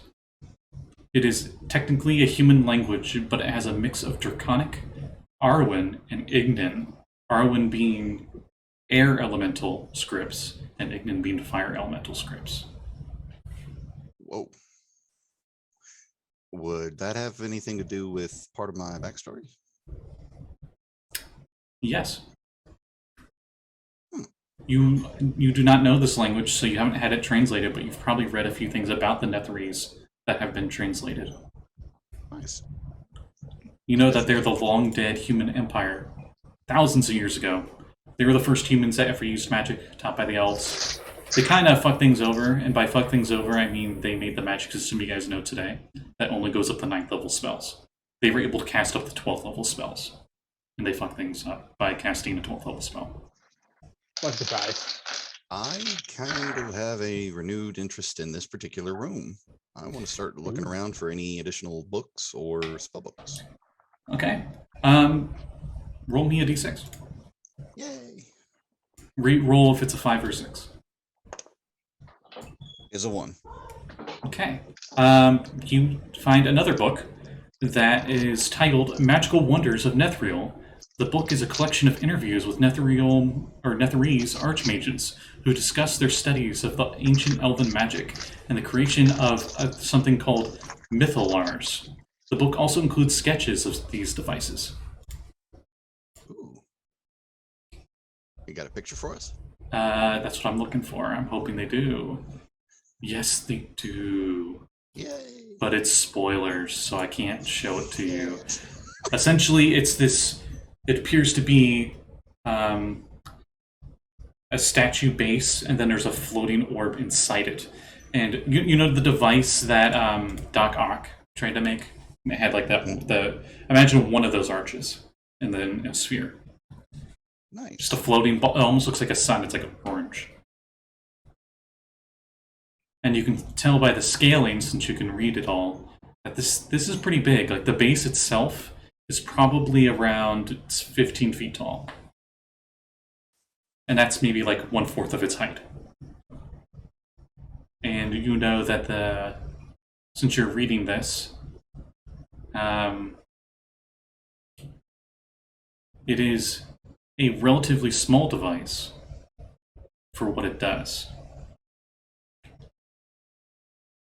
A mythalar is what was used by the Netherese to make their floating kingdoms. They would, with their high level, 10th level magics and higher, take a literal mountain, cut it in half, and have it flipped over, and on the flat cut side, have a city on it, and it would float around. God Okay. damn. The irony of me choosing to use floating disc on a freaking The, whim. the device that kept them aloft was these mythalars that they created. This doesn't tell you how to make them specifically, but it does describe them. Okay. I am definitely interested in anything and everything I can find here, and I do want to make a quick note. I will continuously re-up my Tinter's disc 11 minutes before the spell would fizzle. Okay, one last book in this room that they have for me to share with you that you would be interested in. Spell book. I'm getting a picture because I got a picture for you for this one. It is called Mysteries of the Pharaoh. The book sheds light on the Pharaoh, telepathic funnel-shaped monsters of malevolent intelligence that lurk in the Underdark, and includes disturbing sketches of them. Oh god. Am I going to have to roll for a psych check? No. Okay, cool. But with a little bit of reading, you realize that they were actually a huge bane on the Netherese. If they hadn't killed themselves with their own hubris, these might have. They consumed magic. If you had a magic item, they would eat the magic out of it and become stronger. Good grief. That sounds awful. That looks like a freaking lamprey mixed with a baby xenomorph. Also, they were natively in the ethereal plane, so they could just literally show up out of nowhere. Oof. While she is reading through the books, can I see down this hole that's in the room? Yes. And I will see what's below. As you're looking down there, I apologize. We've been not focusing on you guys for a while. There is another door that leads further in. Did you want to investigate I'll that? go through that door. Okay. You see that the floor of this room is covered with shards of glass, frozen pools of spilled fluids, and the wreckage of 2 cabinets. In a niche in the far corner of the room, a metal chest is bolted to the ceiling, the lid locked.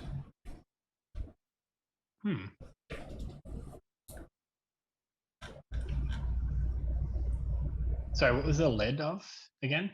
It is a metal chest bolted to the ceiling, and it is locked. Can I check it for traps? Can you reach it? It's 12 feet up. I have climbing, so Yeah, sure. is Give me it in the middle? Give me either investigation or perception. That is up to you. Which one? I'm gonna use perception because I am way better at perception. All right, that is a 19, 20, 23, 24. You do not detect any traps on it. But you think whatever's inside you might need to take out carefully, since it's upside down. Rowan will walk in behind Wild and just look around. Wild She is currently on the roof. looks up. What are you doing up there? She'll point to the chest. Need a hand? That would be appreciated. Actually, she'll maybe get Prism for this. You know you'll They need. can catch it on. Sorry, you'll know you'll need thieves' tools in order to try to pick the lock.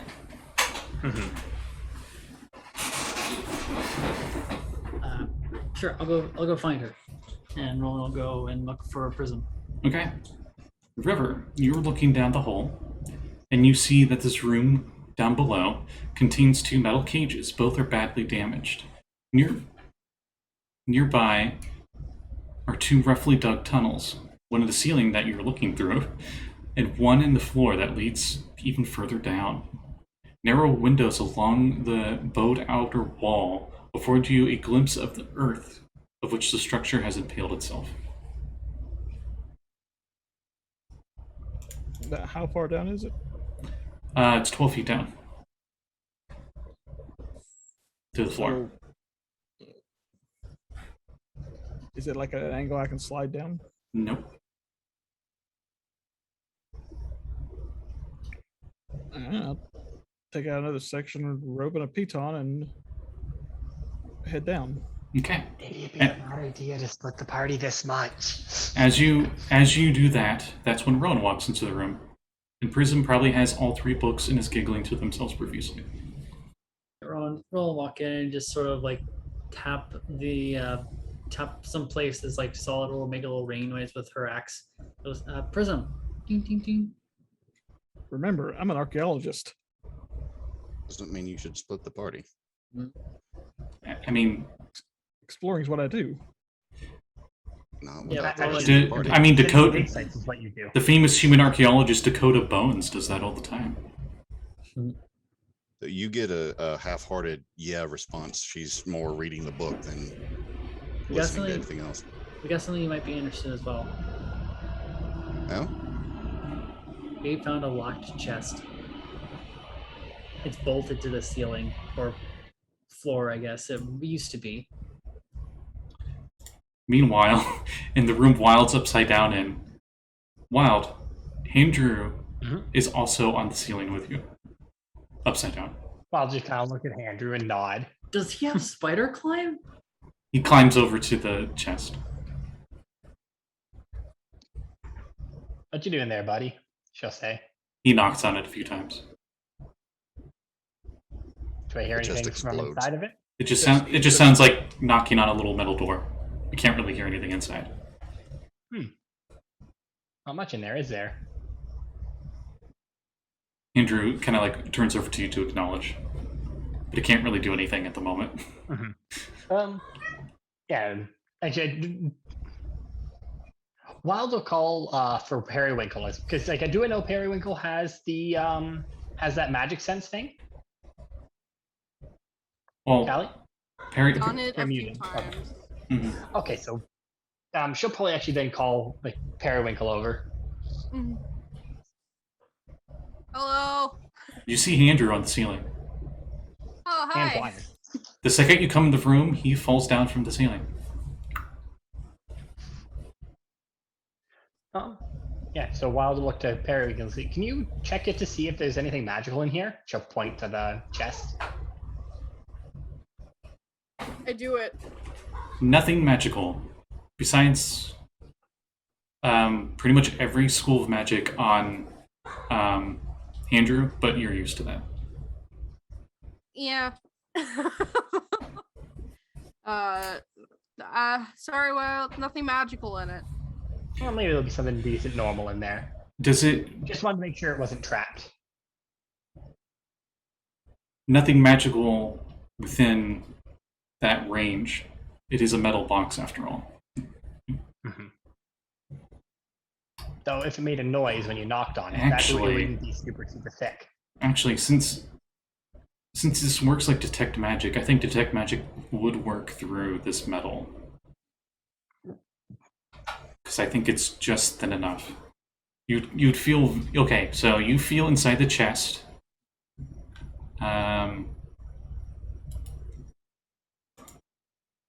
4 very, very, very, very faint auras of abjuration, and you think it's mostly because of the metal being a barrier.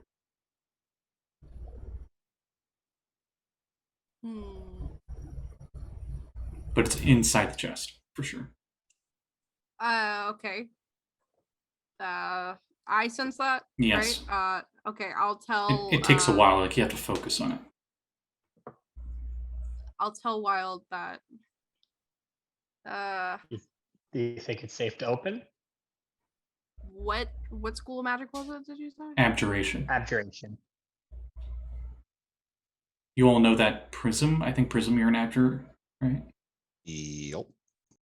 Meaning that's their field of study as a wizard. Mm-hmm. I tell Wild that it's abjuration. So, I say I can't tell if it's good or bad, but It's just kind of lucky. Is abjuration usually bad or good? would I be able to roll, Scotty? Roll Arcana. Okay. Because Wild has no clue about magic. Arcana, that was to be a 16. What do I know anything? Magic is neither good nor bad. It's all in how you use it. Actually, yeah. That long story short, but Just like technology.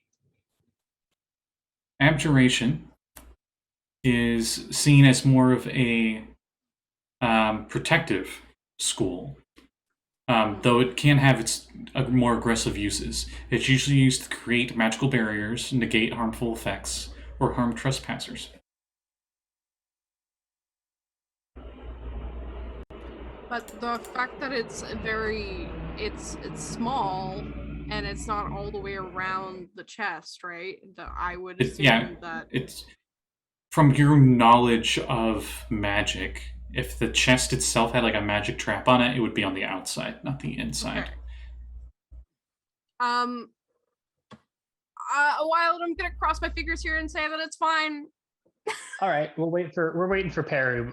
We're waiting for Prism to come over here anyways. I don't know if it's safe to open it upside down. Meanwhile, Rowan and Prism. Yeah. I'd say it's a chest that's bolted to the floor and locked. That doesn't sound like it would interest me unless you know what's inside of it. Rowan just gives her a knowing, like, come on, look, and she goes, it's a chest that's bolted to the ground in a spot in some weird building that's upside down. That's obviously not from Icewind Dale and very old. Prism, since you have a passive of 14, you do hear something from the other room. Abjuration. All right, fine. My ears twitch and I start moving my bubble car with the lance, avoiding the hole, or Dr. River has decided to fall down. Great transition. Dr. River, you and Zed are down below in the next floor.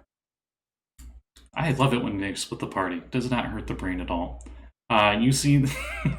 I'm joking, it's fine. The metal cages look like they got knocked around a lot, and you notice that one of them is holding the carapace of an insect-like person. What, inside the cage? Yes.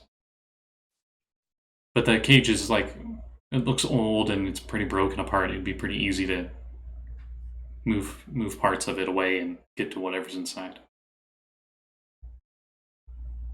Does it look like it's well long dead? Yes. Do you want to roll a nature check? I'm just gonna go examine it a little bit closer. It appears like it had like giant eye sockets. The head looking almost like a praying mantis. tall and Yeah. spindly, seem to have really big, almost like grasshopper or cricket legs, but bent the other way around. Well, in my field of study and exploring, have I come across something like this before? Nature check. 13. You have not. Hmm. Some kind of humanoid, though. And the cage is secure. Nope.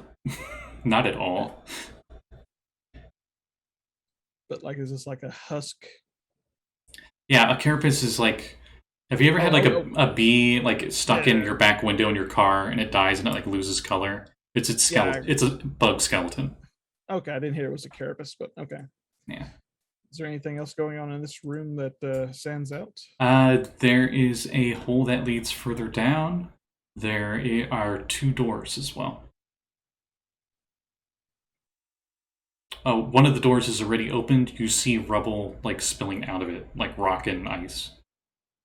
Doesn't look like it's really accessible. Hmm. I guess I'll peek the other door. Looking into the other door, you see an upside-down table that sits in the middle of the room and books scattered around it. Clinging to the bold outer wall is an upside-down fireplace.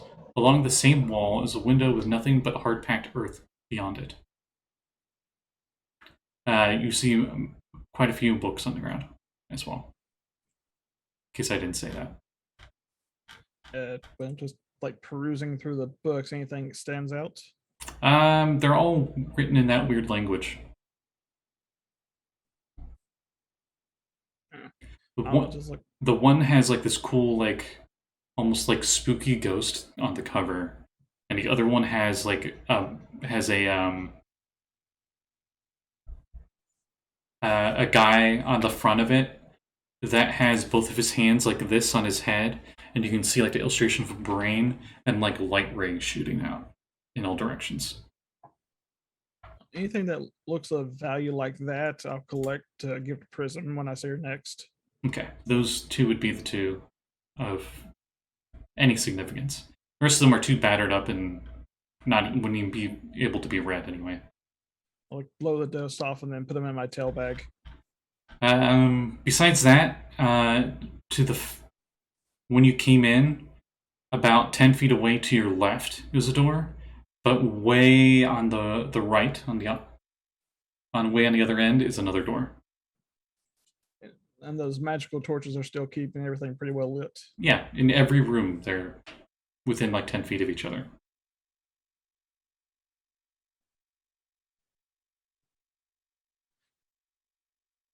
All right. Well, I'm gonna go back to the door that I just came through and reach into my bag and pull out like a thing of chalk and mark an arrow, Okay. showing that I went in here. Oh, Go check that other door. okay. Rowan and Prism head into the room that Wild is hanging upside down in, and Perry's there with Andrew. Valgg, I just realized, have you just been sitting in the hallway the whole time? I thought we were taking a short rest. Yeah, he was taking a short rest Okay. while the rest of us were off. You're in the very first room taking a nap, we'll say. I mean, like, if everyone leaves, I will just stand up and go with everyone else if nobody's taking a rest. I mean, you can clearly hear everybody doing stuff, so like if combat happens, you'll hear it. Well, I'll just stand up and be like, well, okay, we can rest later. And go whatever I hear the most noise. Okay. So you're still resting then? No, well, can I walk and rest? That one's always up for debate. I would say so, yeah. Why not? Yeah, it's light activity, so I would think it'd be a rest. Yeah, Yeah, I would say this is fine. I mean, none of this is any of my agencies, so yeah, I will just be there. Okay, so Valgg, you also go into this room, and you see that there's a metal chest on the ceiling upside down, like bolted to the ceiling, and Wild's hanging upside down. And Prism and Rowan, you just walked in as well. How did you get up there, by the way? Are you saying that to me or to Andrew? Yeah, I'm saying it to you, but I'm also looking like at you and Andrew. Like, Andrew goes into your backpack. what is he okay? Yeah, Is he he's fine. okay. Wild just kind of shrugs. As I climbed. Oh. You know, just hang here, and she kind of takes one of her hands off and just kind of shows the claws. No. Okay. I'm fine.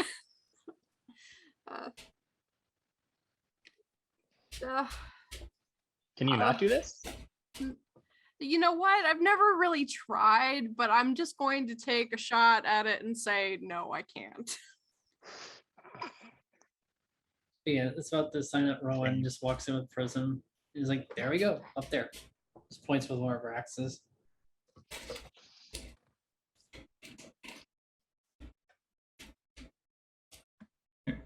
Everybody just stares at each other. Wild kind of just waits for Prism. Like says, just come up here and stay close to the thing, but give it enough space to let it swing open. All right. I mean, I've got my eyes on it.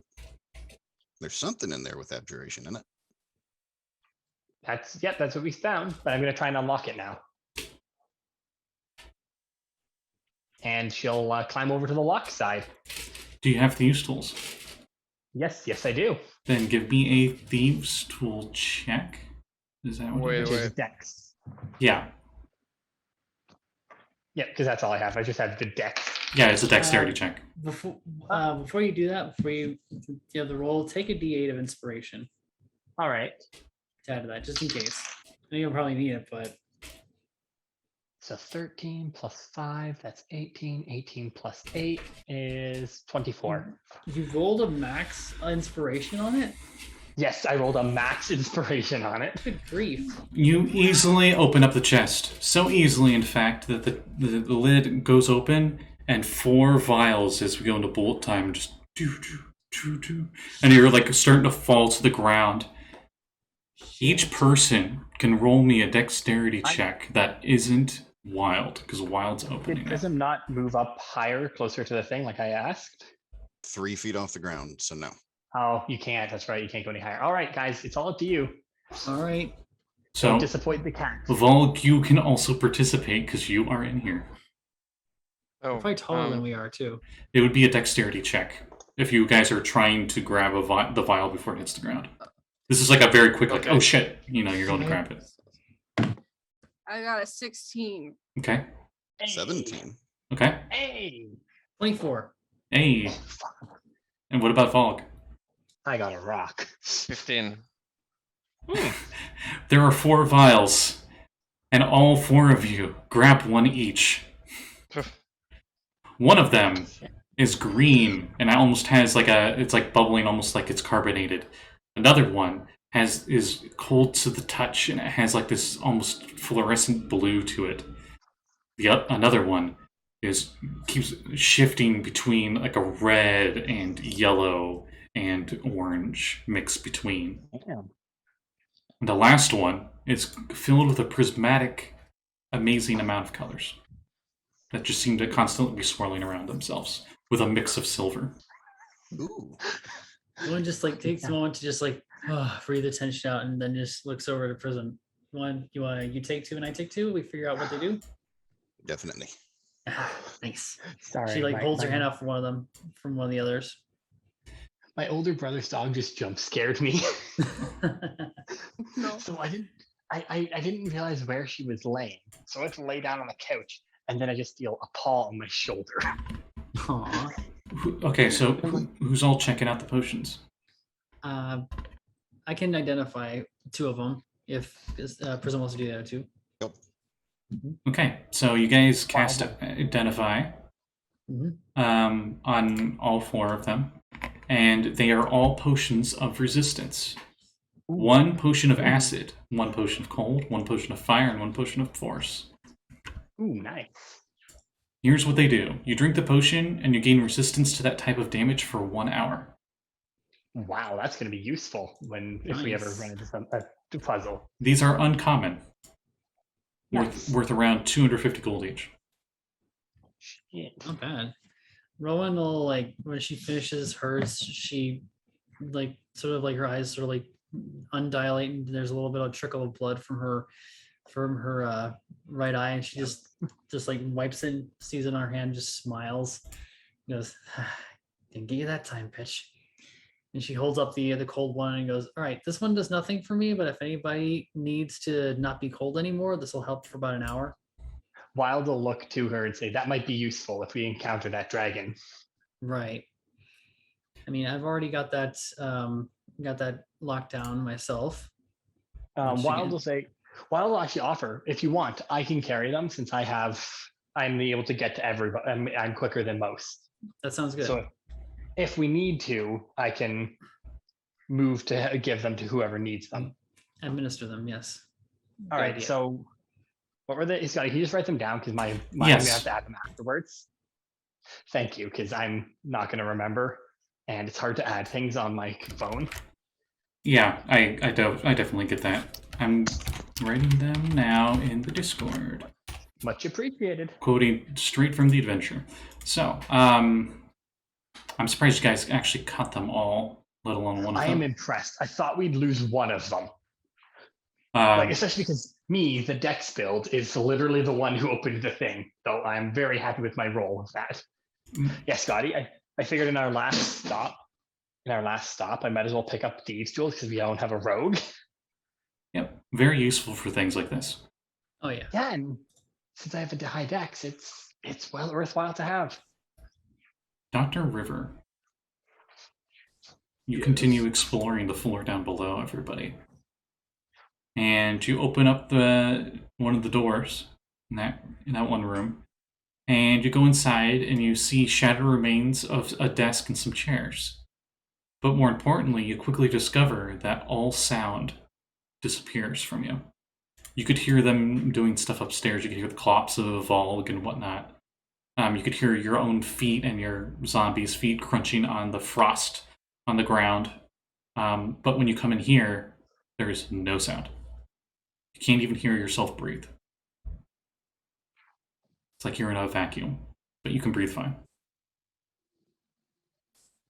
Okay, so it's like a zone of silence. Appears to be so, yes. Now, besides the absolute quiet, is there anything of interest on the ground or anything? What's your passive investigation? So, like, 10 plus whatever your modifier is.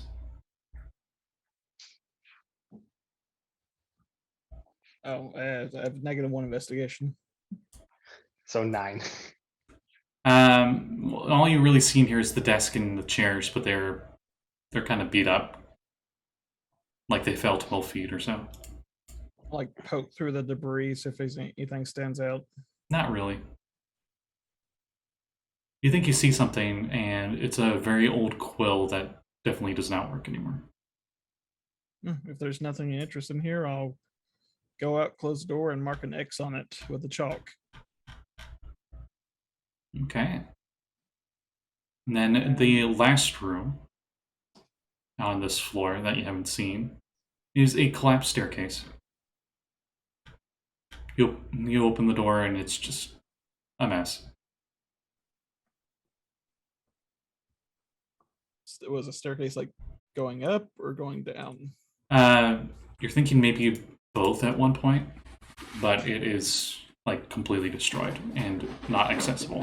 AKA one of those games or one of those areas in a video game where it's like, oh, you can't go in here. All right, I'll go back to the main area where I was.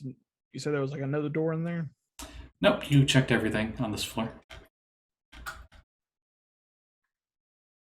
Yeah, I guess I'll go back to the hole and call up to everyone. What do you tell everybody? Look, well, there's another hole that goes down, isn't there? Yep. I found another way to go down in here. Here. You guys hear that on the other side of this floor. I'll say this is like right after you guys finish your identifies, because those take a while to cast each. And I think Dr. River took their time and thoroughly checked out the rooms. And All right, well. is the hole the same distance down as the other one? Yes. If you peer down there, you can see that a chamber appears to have been a wizard's laboratory at some point, as evidenced by the upside-down storage cupboards and empty shelves fastened to the walls.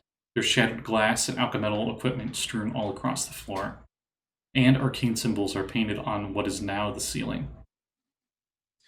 You said the distance between the first and second floor was how far? 12 feet. Same with this one. All right, then I'll just move the rope over and toss it down the rest this other hole. Okay. And I guess if everyone else is coming down, I'll rappel down to the next level. Well, this looks at the rest of the group. Should we follow the good doctor and make sure that he doesn't get hurt? I mean, do we have a choice at this point? Fair, I suppose. Rowan will just start heading towards where they were last, and then head down the rope.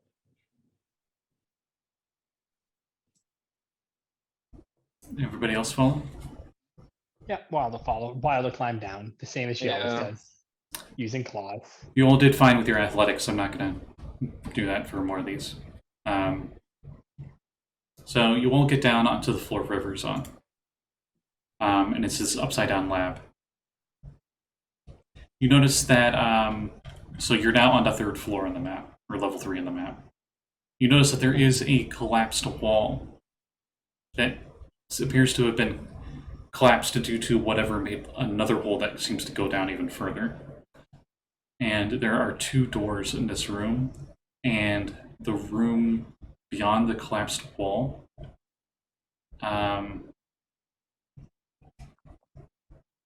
it appears to be an upside-down shrine of some kind. And actually, that's it. Yep. Can we all see the shrine and everything? Mm-hmm. Right. Does anything there look familiar? Like any deities or anything like that? You notice that the stone altar is an 8-pointed star carved into an eastern face, or carved into the eastern face of it, so facing you, the 8-pointed star. It would be a religion check. Okay.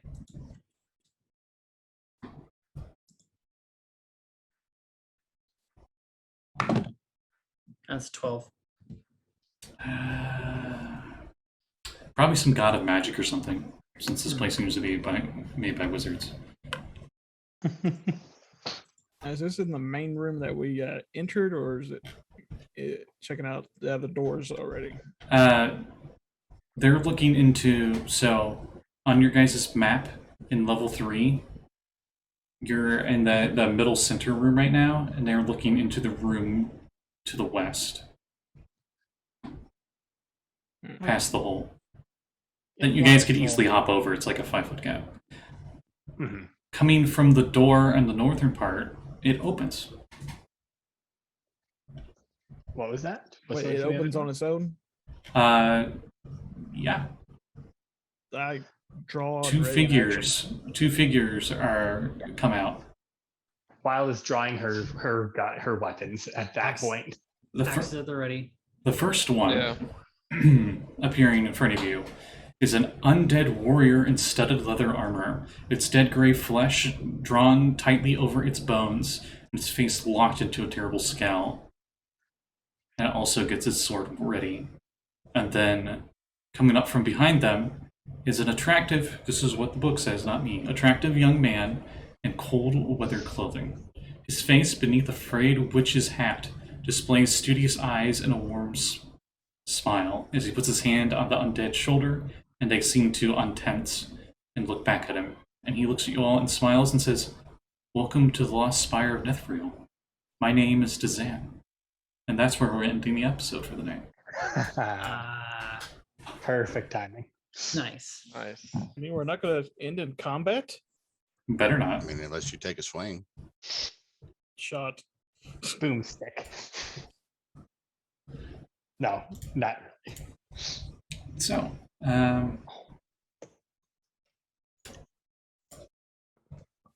we'll go to Plex. Who wants to go first? Oh, I'm first? Whoever wants to go first, go right ahead.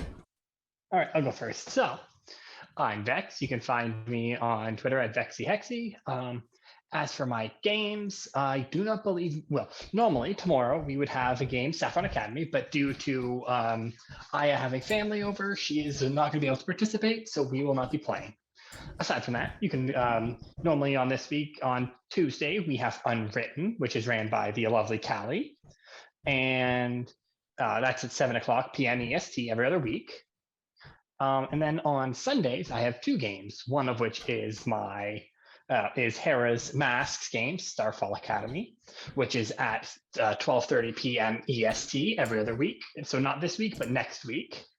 And then my game following up after that is Union Academy, which is at 3:30 p.m. EST. Come check all those games out. They're a blast, and check out everyone here. But they'll do that for themselves. They'll plug themselves. Sweet.